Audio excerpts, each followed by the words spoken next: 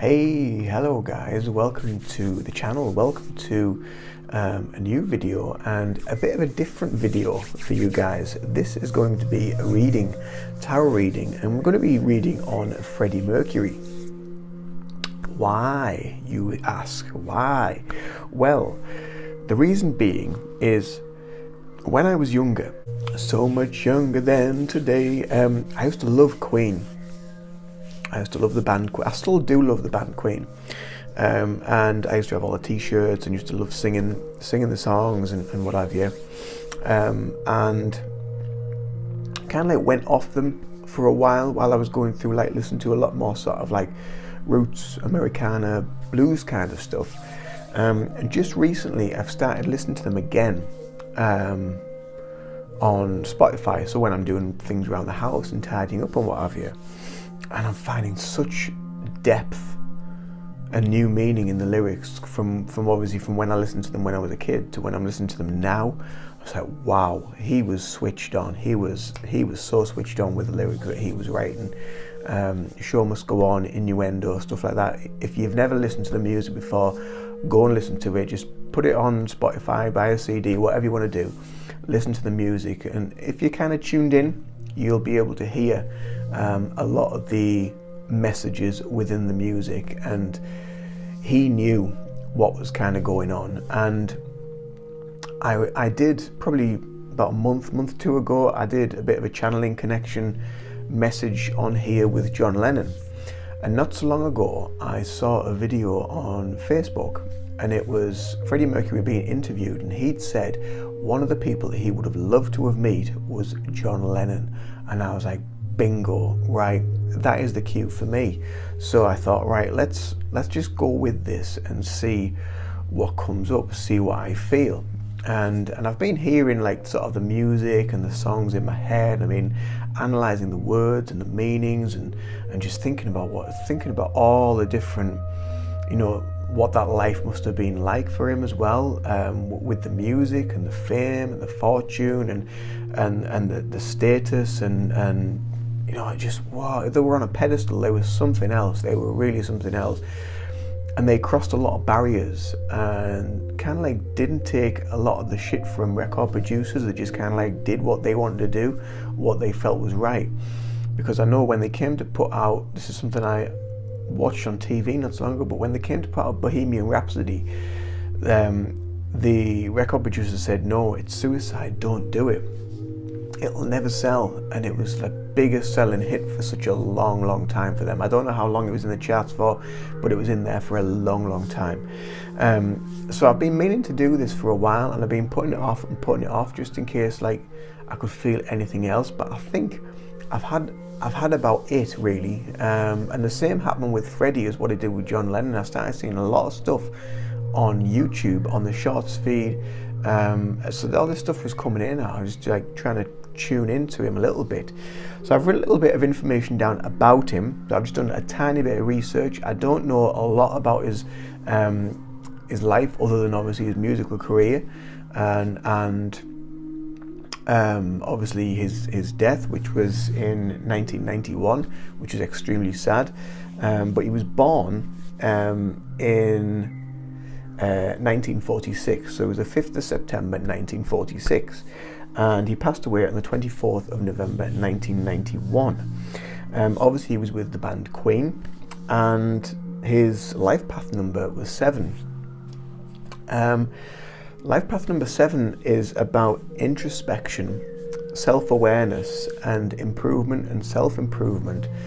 So from that in itself, there was a lot going on with him because he was constantly looking at himself and wanting to improve and wanting to be able to improve what he did, and looking at the way he performed. He was just like dynamite. He was out there, but when you look at some of the stuff about him from being a kid, he was extremely shy, extremely retiring, and just wanted to, he obviously wanted to learn music, played the piano and all that sort of stuff when he was growing up and when he was learning. He was born in India, I do believe, when he was a kid. So I've also looked into his personality as well, personality type. So when I googled it, the personality type that came out for him was ESFP, which is extrovert, sensing, feeling and planning. And I thought, that's strange. I wouldn't have thought he would have been that. If you don't know what the personality type thing is, then it's called the Myers-Briggs personality type test. And it kind of works out how you work and how you operate. And you can fluctuate between the various levels. But I was also getting the feeling that he would, like I say, there was fluctuation, that he isn't always an E. I do think he was also an I. So I also think he was introverted as well as extroverted. So there was this kind of like mix of things between him, because whenever you watched him on interviews, he was always very kind of like very calm, very chilled, very kind of quiet spoken, quite retiring. So like quite a retiring energy about him. So he wasn't like kind of as out there as obviously as what he was on stage. So there is that sort of like these two polar opposites about him with his energy, which I also find quite interesting. So ESFP or ISFP, so the introvert, sensing, feeling and planning. So that's the various aspects that I got with him with that little bit of research. So I've just pulled 1, 2, 3, 4, 5, 6, 7. So the 8 cards come out for him. So we've got an 8 card spread to do with Freddie Mercury. So I have pulled the cards out. The first card that came out, you're not going to believe, is the Queen of Swords, Queen. So I thought that was really quite kind of poignant, really, for Freddie. And you know, it's quite a symbolic image, and for me that symbology of the image is very much him, you know, like being on the stage where he used to hold the microphone, stand up in the air, and he'd have the crowd in the palm of his hand. Look at that. That's just come in there. He'd have the crowd in the palm of his hand, and that is kind of like what that is signifying, the power of the person, of who he was. But even when he was in, say, interviews and he was quite introverted, he would also have that element of power of people in the palm of his hands, because he did have that aspect within himself where he could flip between personalities. So he could be the extrovert, the party goer, the crazy nights. So, you know, we've probably all heard about the crazy nights that he used to host and have around his home, and the various clubs that he used to go to and frequent and do all his dabbling in jiggery pokery and things like that.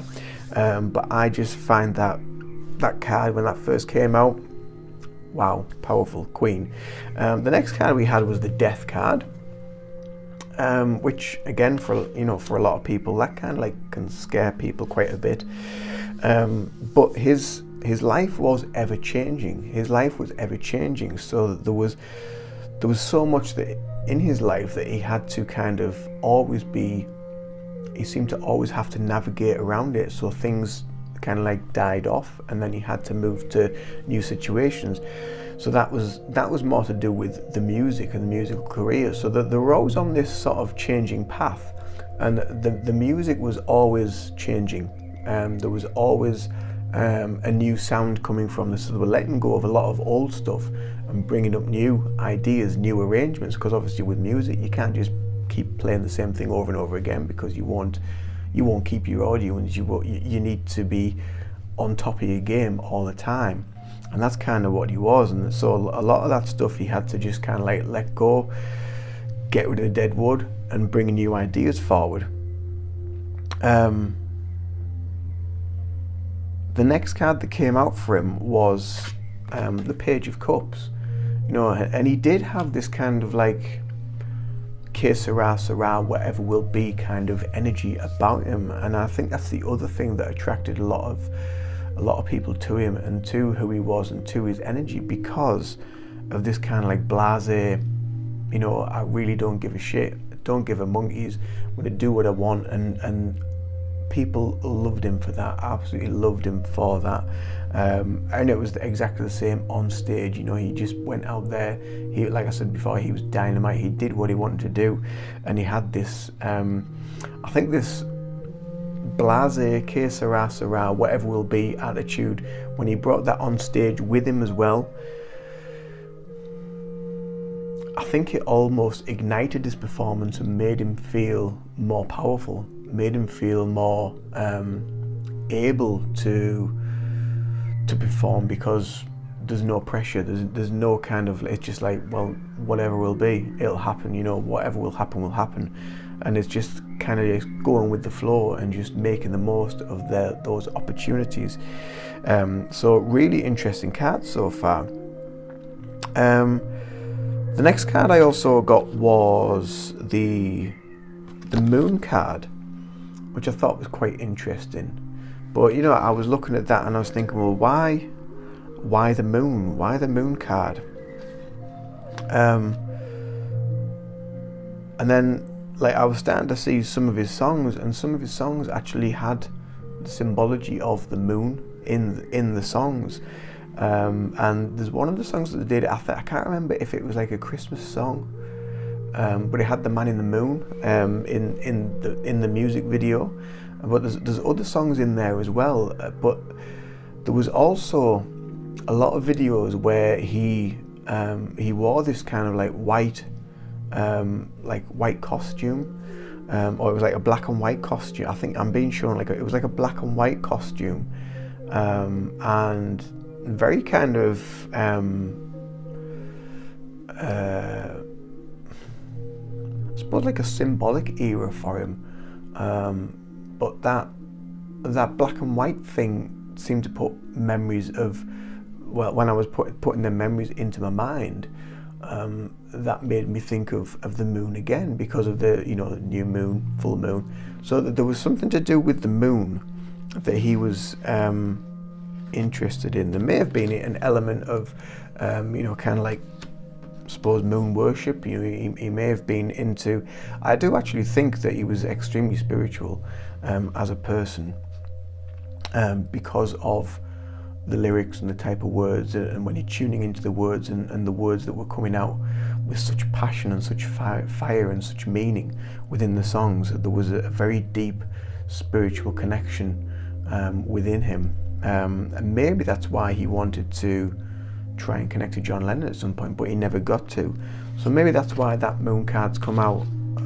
It kind of like threw me off a little bit. Anyway, the next card we had was the King of Pentacles. You know, another very powerful card. So we've had the King, we've had the Queen.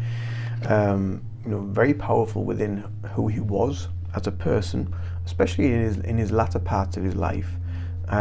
Because he'd done a lot of the work, he'd built who he was up in his early music career, and the whole band had become this iconic image, and he'd built that and created that through all the work, and became such a powerful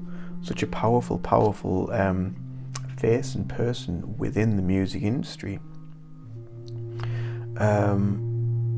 We then had the Three of Cups, so we've got celebration, so we've got power, and we've got celebration. And we've also got the Magician, so power, celebration, and the Magician. And again, such an iconic stance, you know, holding, almost like he's holding the microphone stand up, like on stage. But he did have such a magical ability to like sort of almost like casting a spell over the audience, because they were just so mesmerized by him, but of the band as well, and just the power of them all, the power of the band. Yeah, so I just found them. So I'm going to pull some more cards. So the first 8. So I'm going to leave them to one side.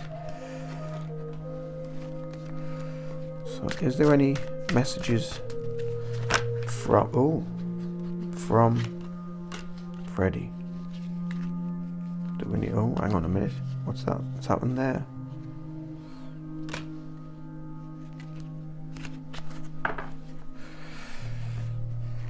These, for some reason, these three were in the wrong way around in the pack, and the pack was fine.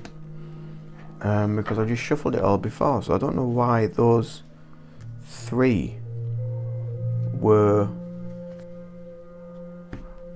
So, but we've got the Hierophant, we've got Two of Swords. You know, so I was talking about the Magician before. You know, so like this spell, this almost like worship. So you know, so we've got this worship that people had over him, and you know, thousands of people when he did come to sadly pass away. You know, they were mourning for him because he was such an iconic, powerful figure in the world, not just in the music, but in the world. Everybody knew him. But he also had a lot of decisions to make, you know, which, so personally and musically, he's had a lot of decisions to make, a lot of back and forth.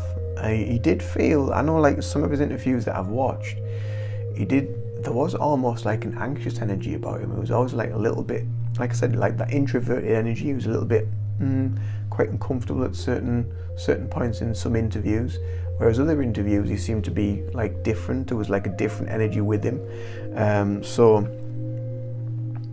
very much quite a mixed kettle of fish, I feel, with his energy. I mean, a lot of people will just see him as the entertainer, the extrovert, the getting out there, the performing and being big on stage.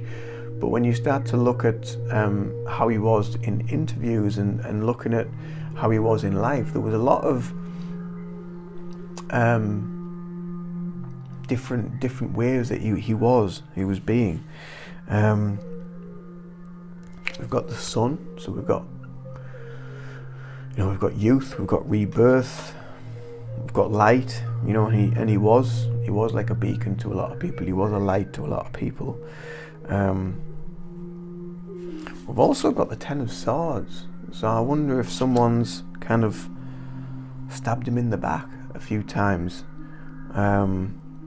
Maybe that happened in the music industry, maybe it happened in his personal life. I'm not too sure, but interesting set of cards, really interesting. Where can we go from here? So I'll leave them ones to one side. Is there any messages for us from the tarot? Any messages for us from the tarot from Freddie Mercury?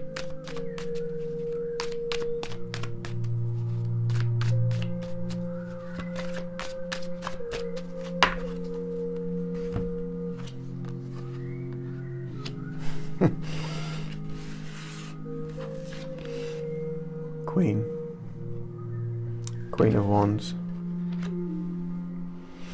Sit in your power. Sit in your power.